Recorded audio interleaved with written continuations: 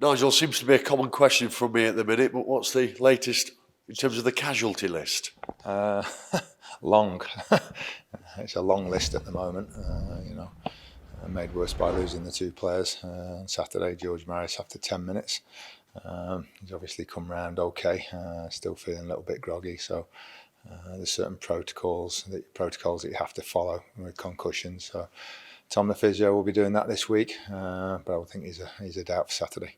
Ollie Hawkins, not too bad. He's been struggling with his back. I think any problem is sort of coming from that. But I would think he's another one that will be doubtful for Saturday. What about the others? Where do you want to start? Wherever you want.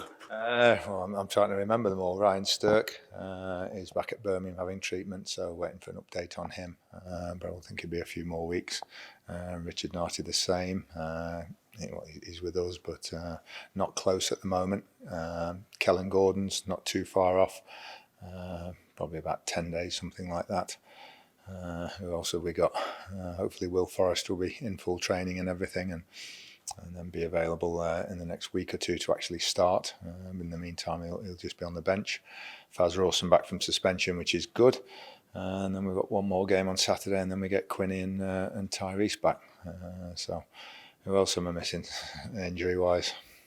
I'm sure you've missed somebody in there, but you mentioned Will Forrester.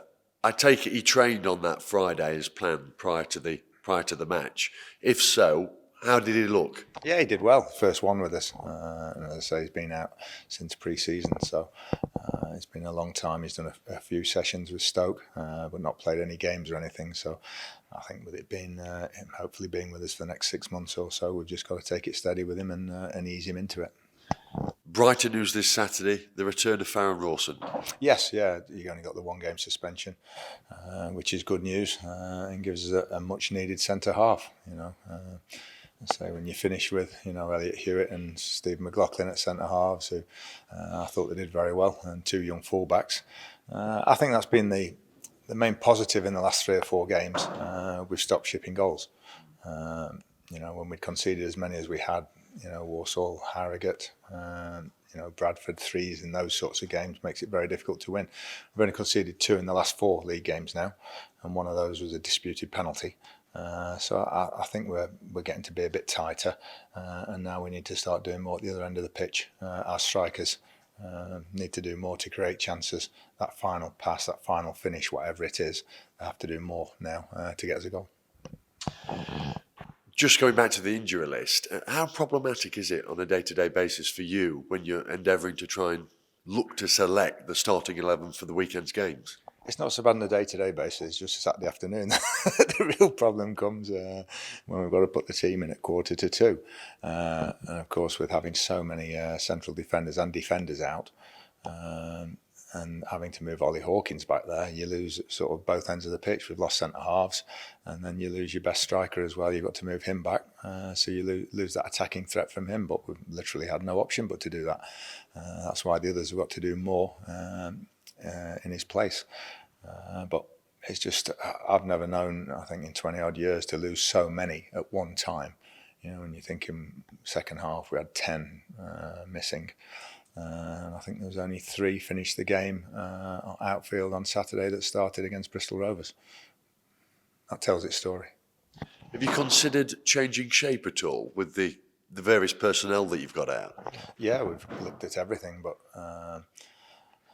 I think to play 3 centre halves, you need 3 centre halves. I don't think we've got them. We did have a look at it in training a week or so ago, and we actually had a couple more available. Didn't sit very well, I don't think, with the players when we tried it. So, but we're always looking to tinker. I don't like that word really. To change anything to the advantage, either on the day or leading up to it, that we think can help us. This is hypothetical, but in your moments of quiet, have you wondered how better the side would be doing had you had a full quota? Yeah, of course, because I think we saw in the first few games, the Bristol Rovers, Newport performance at Colchester, and even then against Bradford and Swindon, those first 5 games where we played very well indeed, and then you lose large parts of that team, and then your performances dip, results dip, confidence drains, and everything else that goes with it. It's been very, very difficult to maintain that standard of those first 5 games with the players out. You look at sort of the importance of Stephen Quinn.